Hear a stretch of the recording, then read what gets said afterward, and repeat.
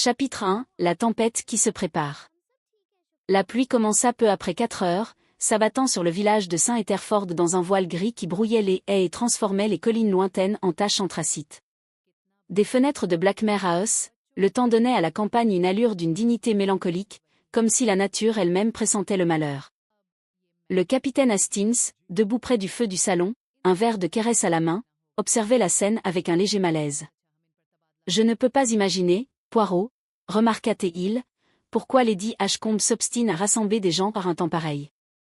Les routes sont presque impraticables. » Hercule Poirot ajusta le pli de son pantalon impeccable et jeta un bref coup d'œil aux fenêtres striées de pluie.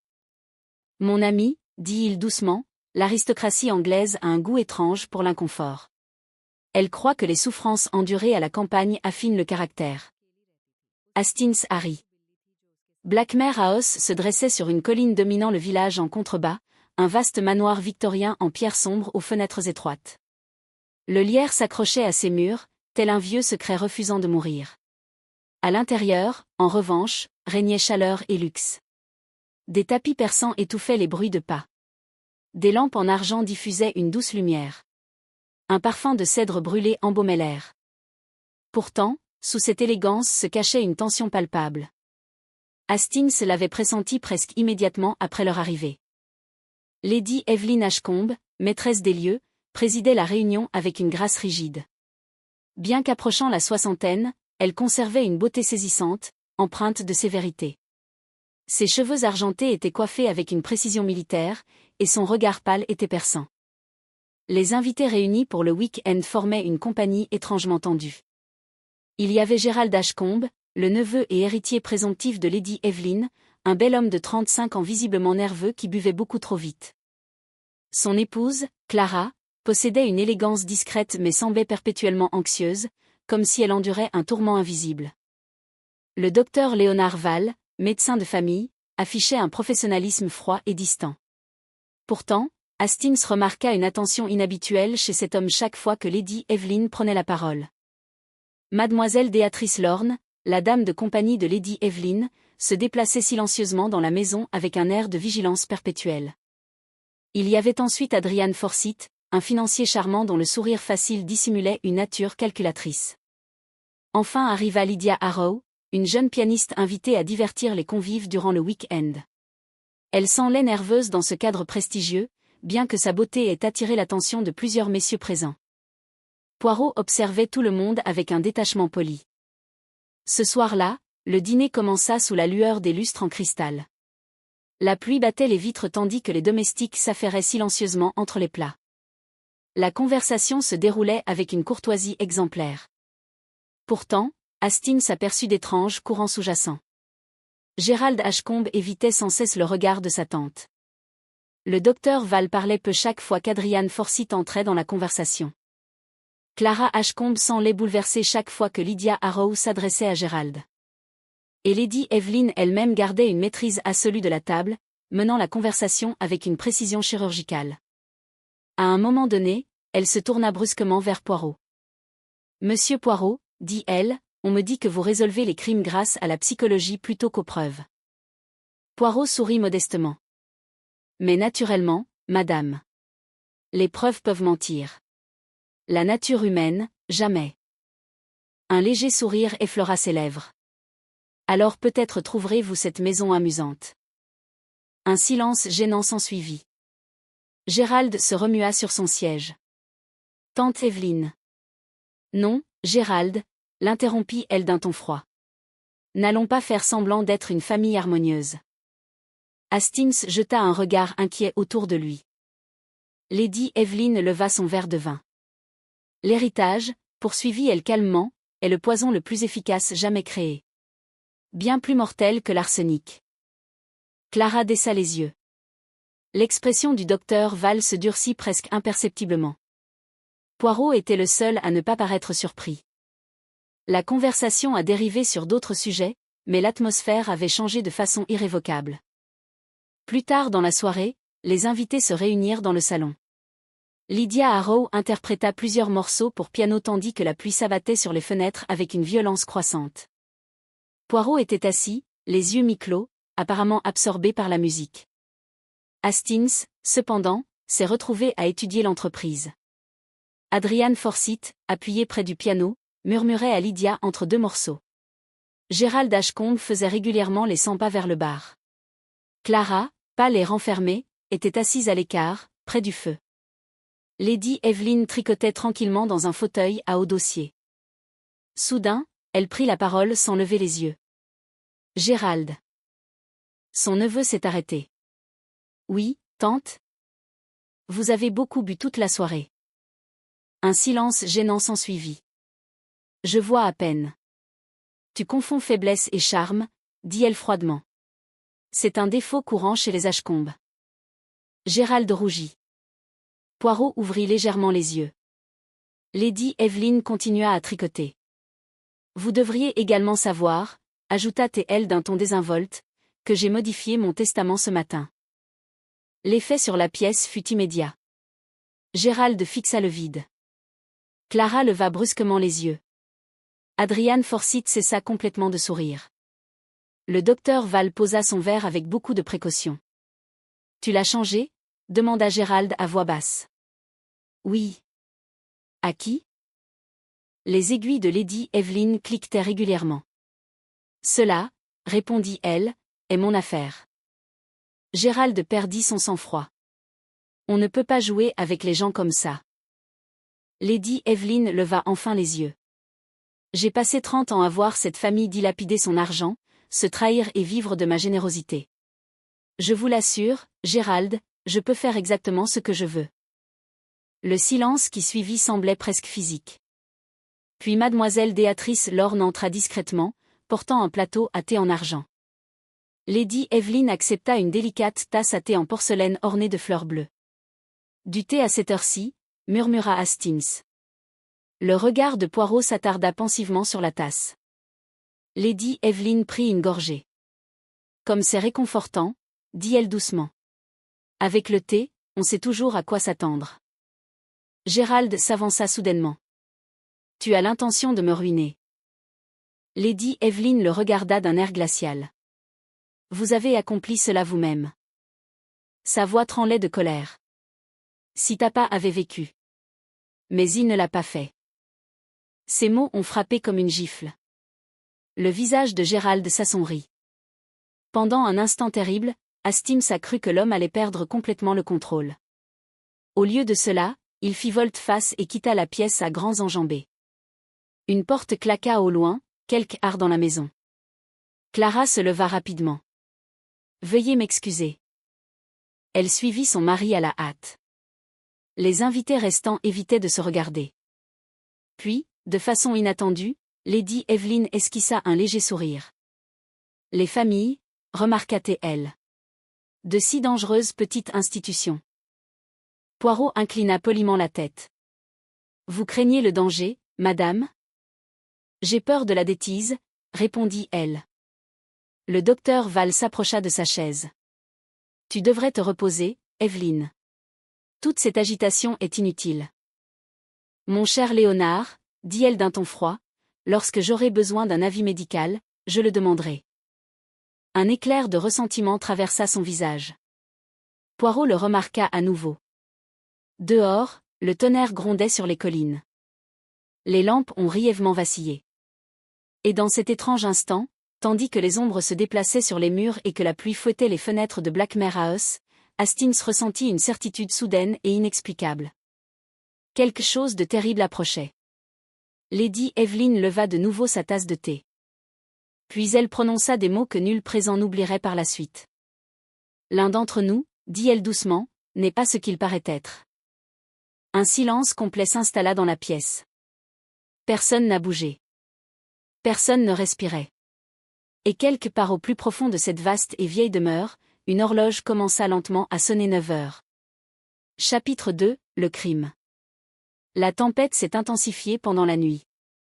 Vers 10 heures, la pluie s'abattit en torrent violent sur le domaine de Blackmare House, tandis que le vent faisait trembler les vieilles fenêtres comme des mains invisibles réclamant l'entrée. Le vieux manoir gémissait par moments sous les assauts des intempéries, ses couloirs résonnant de craquements lointains et d'ombres mouvantes. Le capitaine Hastings prit sa retraite peu après 10h30, mais non sans mal. La dernière remarque de Lady Evelyn lui resta désagréablement en tête. L'un d'entre nous n'est pas ce qu'il paraît être. De telles déclarations, songea Hastings en se préparant à aller se coucher, étaient précisément le genre de baliverne théâtrale que les familles riches cultivaient dans leurs demeures de campagne. Pourtant, sous cette mise en scène, il y avait indéniablement quelque chose d'authentique. Peur. Pas les siennes peut-être, mais celles de quelqu'un d'autre. Sa chambre donnait sur les jardins orientaux. De la fenêtre, il distinguait à peine la silhouette hâle de la fontaine en contrebas, déformée par la pluie et l'obscurité.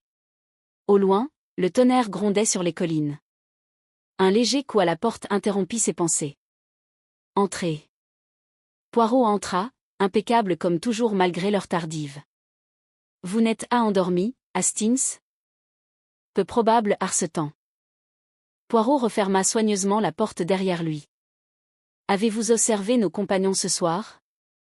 Bien sûr. Et? Hastings réfléchit. Eh bien, Gérald Ashcombe est manifestement à court d'argent. Le docteur Val semble inhabituellement sur la défensive chaque fois que Lady Evelyn s'adresse à lui. Clara a peur de quelque chose. Adrian Forsyth me paraît être un goujat. Et mademoiselle Lorne. Poirot leva doucement la main. Très bien. You observe de surface. Vous voulez dire qu'il y en a d'autres? Il y en a toujours plus. Poirot se dirigea vers la cheminée, ajustant un petit ornement qui était légèrement de travers sur le manteau. Cette maison, dit-il doucement, recèle des tensions accumulées au fil des années. De vieux ressentiments. Des humiliations. Une dépendance financière. De l'orgueil. De telles choses fermentent en silence, comme un poison. Hastings fronça les sourcils. Vous soupçonnez quelque chose de grave? L'expression de Poirot devint pensive. Je soupçonne que Lady Evelyn a pris un plaisir excessif à exercer son pouvoir. Cela ne justifie en aucun cas qu'elle soit assassinée. Poirot lui lança un regard perçant. Je n'ai pas dit meurtre. Avant qu'Hastings puisse répondre, un bruit soudain résonna faiblement dans le couloir extérieur. Une porte qui se ferme. Puis des pas précipités. Poirot tourna légèrement la tête. Intéressant. Les bruits de pas s'estompèrent. Après un instant, Poirot esquissa un léger sourire. Dors bien, Hastings. Demain sera peut-être révélateur. Sur ces mots énigmatiques, il s'en alla. Hastings finit par éteindre sa lampe peu après 11 heures, mais le sommeil vint lentement. À minuit vint précisément, il se réveilla brusquement. Pendant plusieurs secondes, il resta allongé, désorienté, dans l'obscurité, tandis que le vent hurlait à l'extérieur du manoir. Puis il l'entendit à nouveau. Un cri. Pas bruyant. Non prolongé. Hastings sauta du lit et ouvrit brusquement sa porte. Le couloir au-delà s'animait déjà d'une certaine confusion. Des portes s'ouvrirent le long du hall supérieur. La lueur des bougies vacillait. Clara Ashcombe se tenait là, le visage hâle, dans son peignoir. Vous avez entendu? Une autre voix se fit entendre d'en bas. Lady Evelyn. Il s'agissait de mademoiselle Béatrice Lorne. Son cri était empreint d'une terreur véritable. Hastings descendit les escaliers 2 marches à la fois. Derrière lui arrivaient Gérald Ashcombe et le docteur Val, tous deux visiblement bouleversés. Les portes du salon étaient ouvertes. Mademoiselle Lorne attendait juste à l'intérieur, tremblant de tous ses membres. Elle ne répondait pas. Le docteur Val la dépassa en premier. Puis s'est arrêté net. Hastings entra quelques instants plus tard et sentit le sang se retirer de son visage. Lady Evelyn Ashcombe restait assise, immobile, dans son fauteuil à haut dossier, près du feu. Sa tête pencha anormalement d'un côté. La délicate tasse à thé en porcelaine gisait brisée sur le tapis, près de ses pieds. Une tache sombre s'étendit lentement sur le devant de sa robe argentée. Pendant un terrible instant, Hastings crut qu'elle avait reçu une balle. Puis il ne vit aucune blessure. Seule l'expression de son visage. Horreur glacée. Le docteur Val se pencha rapidement près de la chaise, appuyant ses doigts sur son poignet. Le silence devint insupportable. Finalement, il se leva lentement. Elle est morte. Clara laissa échapper un faible cri. Gérald fixa le corps de sa tante d'un regard vide. Comment? Le visage du docteur Val paraissait étrangement figé. Je ne suis pas certain. Poirot entra discrètement derrière eux.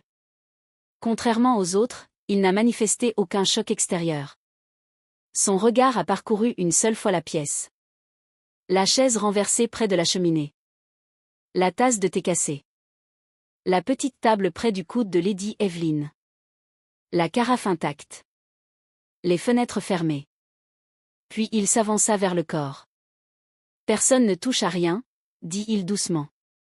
L'autorité dans sa voix a immédiatement figé le silence. Poirot se pencha légèrement en avant, étudiant le visage de Lady Evelyn. Mon Dieu! Qu'est-ce que c'est? Murmura Hastings. Poirot désigna délicatement la main droite de la défunte. Ses doigts étaient légèrement teintés de bleu. Le docteur Val fronça les sourcils.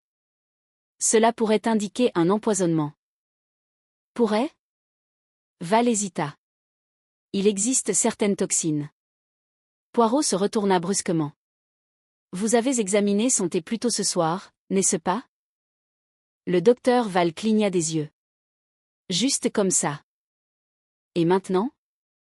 Le médecin semblait perturbé. Je sens les amandes amères. Poirot plissa les yeux. Cyanure. Le mot tomba dans la pièce comme de la glace. Clara se couvrit la bouche. Gérald recula lentement. Non, c'est impossible. Le regard de Poirot se porta sur la tasse de thé brisée qui jonchait le tapis. Les choses impossibles, murmura-t-il, sont souvent simplement des choses intelligentes. À ce moment-là, des pas se firent entendre dans le couloir.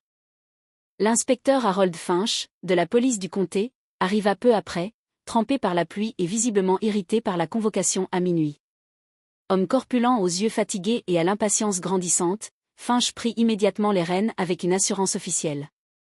En quelques minutes, les domestiques furent interrogés, les portes verrouillées et le salon minutieusement inspecté. Mais la confusion n'a fait que s'aggraver. Lady Evelyn était apparemment restée dans le salon après que les autres se soient retirés. Mademoiselle Lorne a affirmé être revenue peu avant minuit pour récupérer un châle oublié et avoir découvert le corps. Aucun domestique n'était entré entre-temps. Les fenêtres restaient verrouillées de l'intérieur. Plus étrange encore, aucun récipient contenant du poison n'a été trouvé dans toute la pièce. L'inspecteur Finch interrogea brièvement chaque invité tandis qu'un agent examinait les restes du thé. Poirot observa en silence. Gérald Ashcombe semblait véritablement secoué, bien que sa nervosité frôlât la panique. Clara parlait à peine. Le docteur Val conservait un calme clinique, mais des gouttes de sueur perlaient visiblement sur son front. Adrian Forsyth a fait preuve d'un sang-froid remarquable. Seule mademoiselle Béatrice Lorne semblait complètement anéantie. Elle buvait du thé tous les soirs, murmurait-elle à plusieurs reprises. Tous les soirs. L'attention de Poirot s'aiguisa. Tous les soirs à la même heure? Oui. Et toujours avec cette tasse? Mademoiselle Lorne parut surprise. Oui, la tasse en porcelaine bleue. C'était sa préférée. Poirot s'accroupit prudemment près des fragments brisés. Son regard devint pensif. H.M. L'inspecteur Finch se redressa avec impatience. Eh bien, cela semble assez simple. Poirot lui jeta un regard discret. En effet? Dispute familiale. Testament modifié. Désespoir financier. Confrontation hochante devant témoins. Finch fit un signe de tête vers Gérald Ashcombe. C'est presque écrit tout seul. Gérald avait l'air horrifié. Tu crois que je l'ai tué? Vous l'avez menacée publiquement. J'étais en colère. Et maintenant, elle est morte. Clara se déplaça soudainement à côté de son mari. Gérald ne ferait jamais. Finch la fit taire d'un geste sec. Tant que je n'aurai pas réglé ce problème correctement, personne ne quittera Blackmare House. Le tonnerre grondait violemment au-dessus de nos têtes. Dehors, la pluie continuait de frapper les fenêtres sans pitié. Poirot traversa lentement le salon. Puis il s'est arrêté. Quelque chose sur le tapis près de la cheminée avait attiré son attention. Il se pencha délicatement. Entre deux fils du tapis persan reposait un minuscule cristal blanc. À peine visible. Hastings s'approcha silencieusement. « Qu'est-ce que c'est » Poirot ne répondit pas immédiatement. Il sortit alors un mouchoir et souleva délicatement la particule. Puis son regard se porta lentement vers la table à thé située à côté du fauteuil de Lady Evelyn. Sur le plateau en argent poli reposait une autre tasse à thé. Intacte. Parfaitement propre. Poirot plissa les yeux. Curieux, murmura-t-il. L'inspecteur Finch jeta un regard impatient. Et maintenant ? Poirot esquissa un léger sourire. Mon cher inspecteur, dites-moi. Oui ? Qui a préparé la deuxième tasse de thé ? Un silence étrange s'ensuivit. Car soudain, tout le monde a réalisé quelque chose d'horrible. Personne ne se souvenait l'avoir déjà vu là-bas. Et quelque part dans l'immensité obscure de Blackmare House, une porte s'ouvrit lentement en grinçant. Chapitre 3, l'arrivée de Poirot. Le matin arriva à contre-cœur à Blackmare House. L'orage s'était calmé peu avant l'aube, mais de lourds nuages persistaient au-dessus de la campagne, plongeant le manoir et ses alentours dans une pénombre informe. L'eau de pluie ruisselait sans cesse des gargouilles de pierre et des gouttières en fer noir, tandis que les jardins en contrebas semblaient noyés sous la brume et la boue. À l'intérieur de la maison, le silence régnait. Pas un silence paisible. Mais ce calme forcé et artificiel qui suit la violence. Le capitaine Hastings descendit peu après 8 heures et trouva la salle du petit-déjeuner presque déserte. Un plateau de café intact refroidissait près de la fenêtre. Les domestiques se déplaçaient à pas feutrés, les yeux baissés. Seul Poirot semblait parfaitement calme. Le petit Belge était assis à la table du petit-déjeuner, disposant ses toasts avec précision à côté de son assiette. Devant lui se trouvait un petit carnet dans lequel il griffonnait de temps à autre des observations d'un trait net et précis. « Vous avez l'air remarquablement joyeux », remarqua Hastings. Poirot soupira légèrement. « Mon ami, le meurtre est regrettable. Le désordre est intolérable. C'est pourquoi je commence toujours par l'ordre. » Hastings s'assit lourdement. L'inspecteur Finch a arrêté Gérald Ashcombe à 3 heures du matin. Oui. Vous dites ça comme si vous vous y attendiez. Poirot beurra soigneusement ses toasts. Un bon inspecteur a besoin de rapidité. La rapidité inspire confiance. Malheureusement, elle engendre aussi des erreurs. Vous croyez que Gérald est innocent ? Poirot inclina la tête. Je trouve que l'affaire est trop bien ficelée. À ce moment-là, l'inspecteur Finch entra dans la salle du petit-déjeuner, un dossier sous le bras. Son expression trahissait sa détermination à faire ses preuves avant midi. « Bonjour », murmura-t-il. Poirot inclina poliment la tête. « Inspecteur. » Finch se servit un café. La confirmation du laboratoire est arrivée plus tôt que prévu. Du cyanure, en effet. Une forte dose. Il jeta un coup d'œil à Hastings. La victime est probablement décédée en quelques secondes. Hastings fit la grimace. Et Gérald ? Finch haussa les épaules. Il s'est disputé publiquement avec le défunt. Une question d'héritage était en jeu. Des témoins ont entendu des menaces. Des domestiques l'ont vu errer dans le couloir peu avant minuit. Poirot s'essuya délicatement les lèvres avec une serviette. Mais a de récipient pour poison. Nous le trouverons. Et la deuxième tasse ? Finch fronça les sourcils, irrité. Et alors ? Les yeux de Poirot brillaient doucement. Mon cher inspecteur, d'après mon expérience, un objet inutile n'est jamais inutile. Avant que Finch puisse répondre, des pas secs retentirent à l'extérieur. Mademoiselle Béatrice Lorne apparut sur le seuil, pâle et visiblement épuisée. Inspecteur, dit-elle doucement, Madame Ashcombe demande à voir son mari. Finch se tenait debout. Il restera en détention jusqu'à la fin de l'interrogatoire. Elle est terriblement bouleversée. On n'y peut rien. Mademoiselle Lorne hésita. Puis son regard se porta sur Poirot. Monsieur Poirot. Lady Evelyn a fait une demande hier soir. Poirot leva les yeux. Oh ? Elle souhaitait s'entretenir avec vous en privé après le dîner. Hastings se pencha en avant. À propos de quoi? Je ne sais pas. Elle a seulement dit que c'était une affaire de tromperie. Poirot devint très immobile. Et pourtant, elle ne m'a jamais adressé la parole. Mademoiselle Lorne baissa les yeux. Non. L'inspecteur Finch referma son dossier d'un geste décidé. Eh bien, quoi qu'elle ait voulu faire, cela a fini au cyanure. Il se tourna vers Poirot. Vous pouvez toujours spéculer, mais les preuves sont là. Poirot sourit doucement. Ah, mais les preuves sont comme une femme, inspecteur. Elles nécessitent une interprétation. Finch grogna et s'en alla. Un silence persista pendant quelques instants. Poirot se leva alors brusquement. Hastings, nous commençons. Commencez quoi? La psychologie. Il conduisit d'abord Hastings au salon, désormais scellé temporairement sur ordre de la police mais rouvert avec la permission à contre-cœur de Finch. La lumière du matin révélait la pièce avec une clarté troublante. Le fauteuil de Lady Evelyn était toujours là, près de la cheminée, bien que le corps eût été enlevé plusieurs heures auparavant. Des fragments brisés de la tasse à thé en porcelaine gisaient encore sur le tapis, à l'endroit où les agents avaient laissé des marques.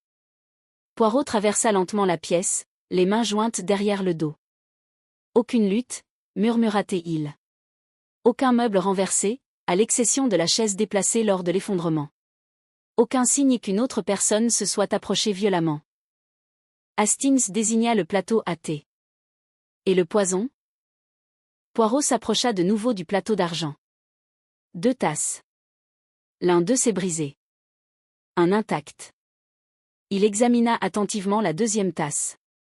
Puis la théière. Ensuite, le sucrier. Soudain, il sourit. Hastings, qu'observez-vous? Hastings se pencha davantage. Rien d'inhabituel. Exactement.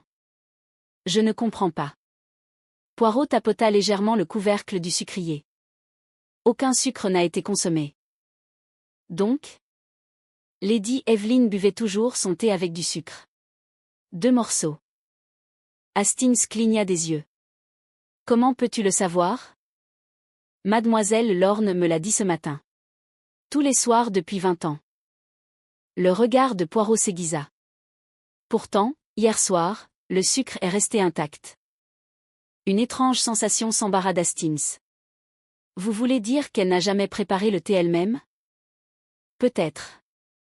Poirot s'accroupit près des fragments de porcelaine risée. La question qui se pose est, qui l'a fait? Il examina attentivement les pièces. Puis il a gelé.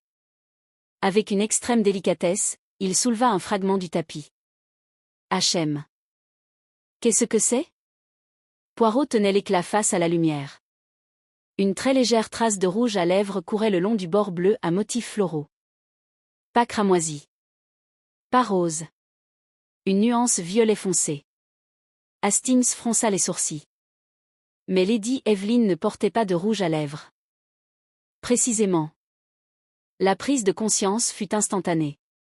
Quelqu'un d'autre avait utilisé la tasse à thé.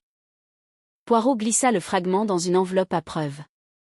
Puis il se redressa et se dirigea vers la cheminée. Là, à côté d'une horloge en argent, reposait une photo de famille encadrée. Dame Evelyn. Gérald. Clara. Et un homme plus jeune que Hastings ne reconnut pas. Poirot étudia la photographie pensivement. Qui est ce? Avant qu'Hastings puisse répondre, Clara Ashcombe entra discrètement par le hall. Son visage était pâle à cause du manque de sommeil.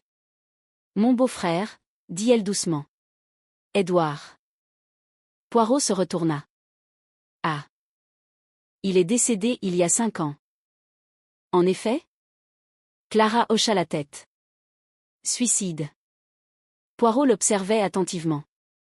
Vous ne croyez pas qu'il s'agisse d'un suicide? Son visage se décolora. Je n'ai jamais dit ça. Non. Mais vos yeux, si.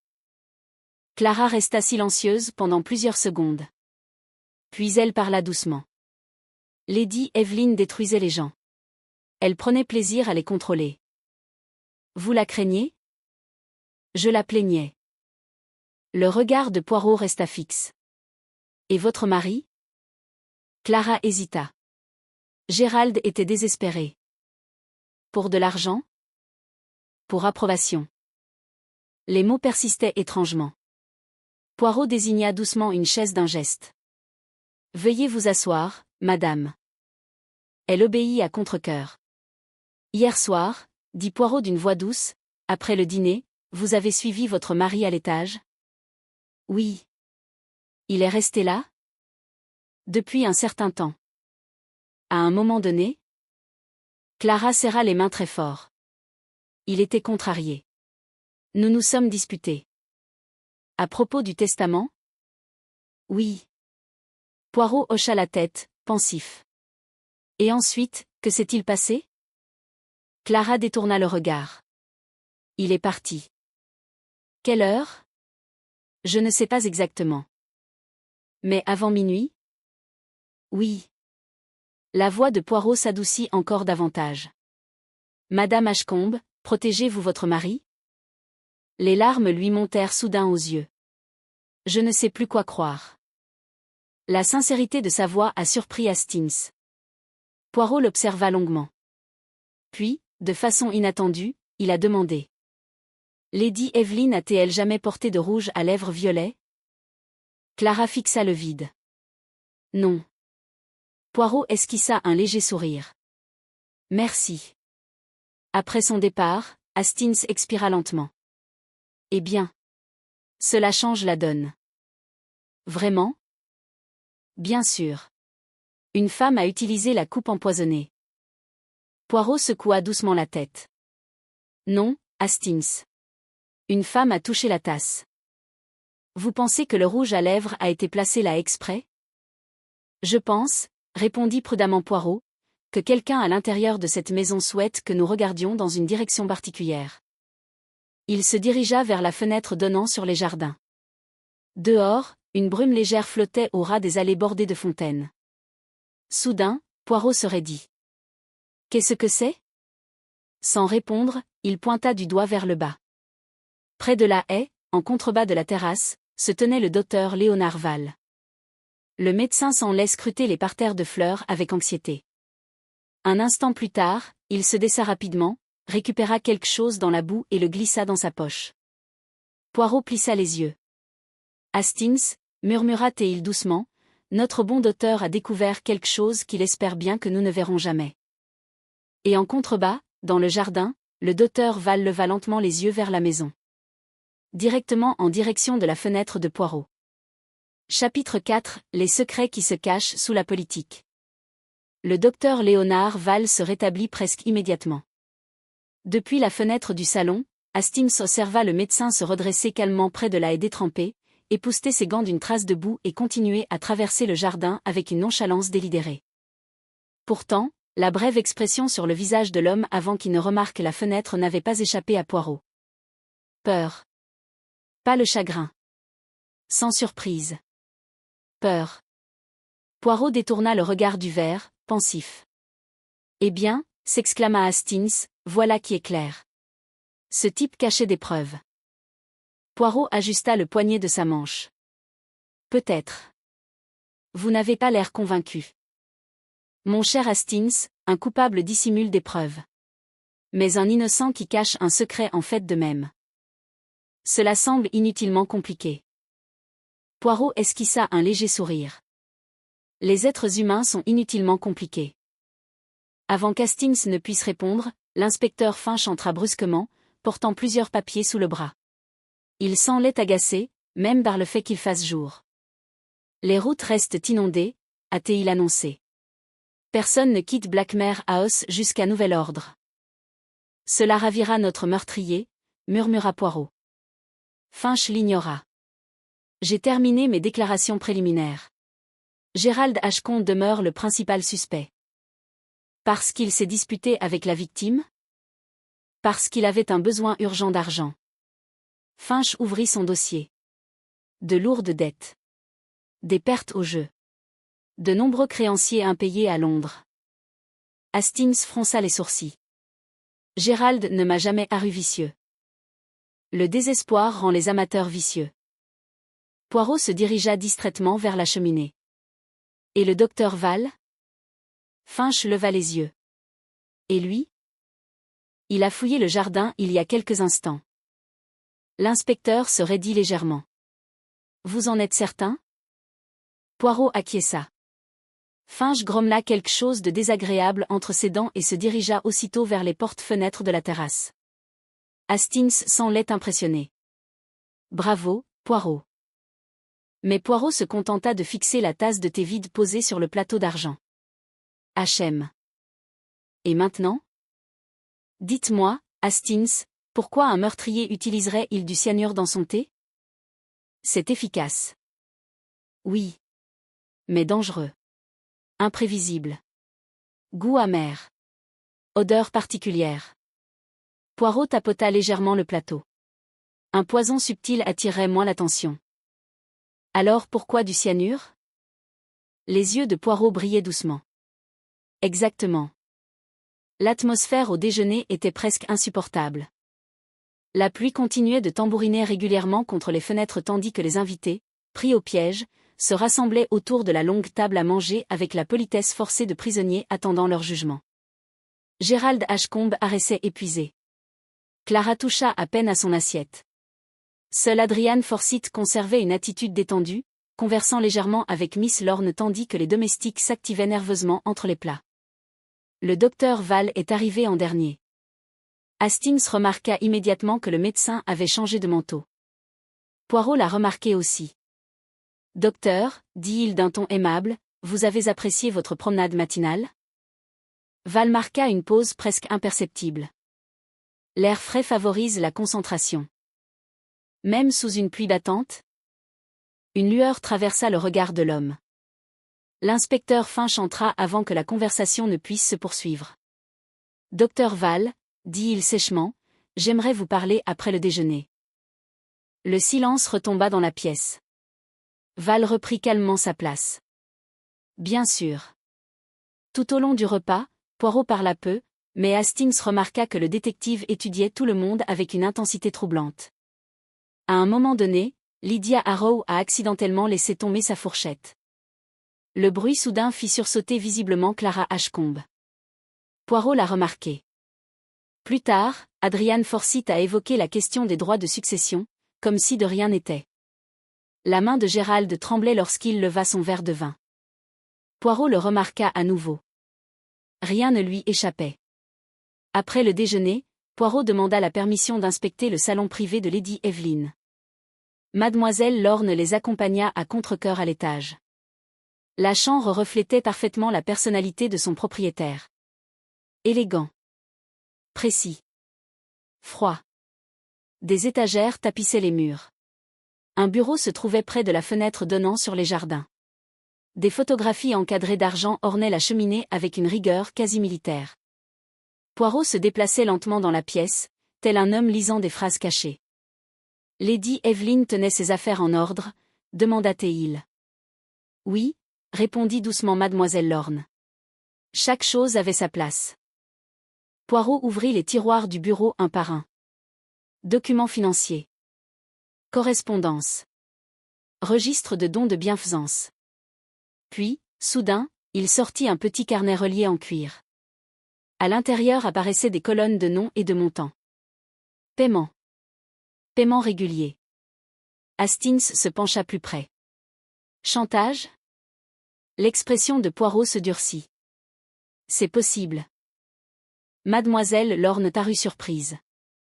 Ce n'est pas possible. Poirot désigna délicatement du doigt. Docteur Val. Gérald Ashcombe. Adrian Forsyth. Chaque nom apparaissait à plusieurs reprises à côté de sommes importantes. Hastings fixa du regard. Seigneur. Mademoiselle Lorne s'enfonça lentement dans un fauteuil. Elle n'a jamais mentionné. Non, répondit Poirot d'une voix douce. Lady Evelyn préférait que le pouvoir s'exerce discrètement. Il continua d'examiner le bureau. Puis j'ai trouvé autre chose. Une enveloppe déchirée dissimulée sous des papiers de correspondance.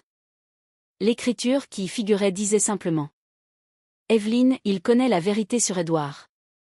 Poirot devint très immobile. Le frère qui est mort, murmura Hastings. Poirot acquiesça. Intéressant. Mademoiselle Lorne semblait sincèrement confuse. La mort d'Edward Ashcombe a été considérée comme un suicide. Pourtant, quelqu'un n'était pas d'accord. À ce moment-là, on frappa sèchement à la porte. L'inspecteur Finch entra, le visage sombre. J'ai fouillé le manteau du docteur Val. Et ? L'inspecteur sortit une petite fiole en verre. Vide. Hastings inspira brusquement. Cyanure ? Des traces seulement. Le laboratoire confirmera. Mademoiselle Lorne eut un hoquet de surprise. Finch semblait sombrement satisfait. Il semblerait que votre ami médecin ait eu une bonne raison d'aimer jardiner. Poirot accepta le flacon avec précaution. H.M. Tu en doutes encore ? Poirot fit tourner pensivement le petit récipient entre ses doigts. Mon cher inspecteur, pourquoi un meurtrier conserverait-il le poison après avoir commis son crime ?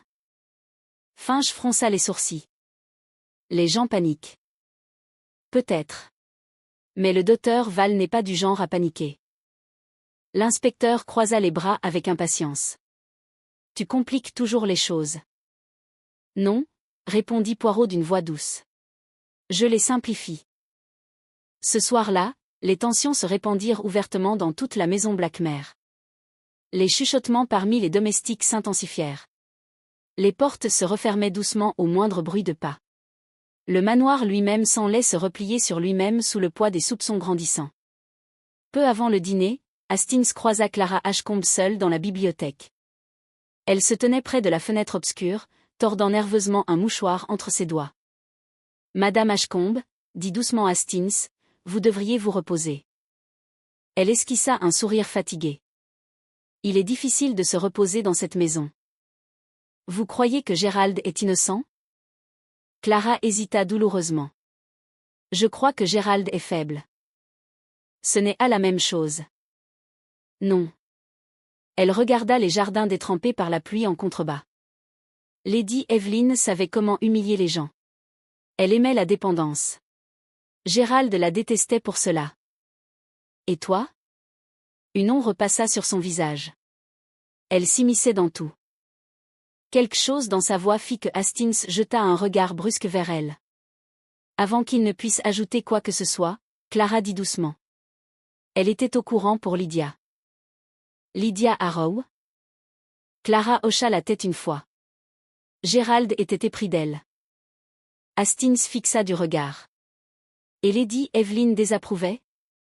Elle a menacé de modifier complètement le testament s'il déshonorait la famille. Soudain, des pas se firent entendre à l'extérieur de la bibliothèque. Clara se tut aussitôt. Le docteur Val apparut sur le seuil. Pendant un bref instant, une tension indéchiffrable passa entre lui et Clara. Puis il a disparu. « Madame Ashcombe, dit Val calmement, l'inspecteur Finch souhaite une autre déclaration. » Elle hocha la tête et partit rapidement. Hastings se tourna vers le médecin. « Vous semblez remarquablement calme compte tenu des circonstances. »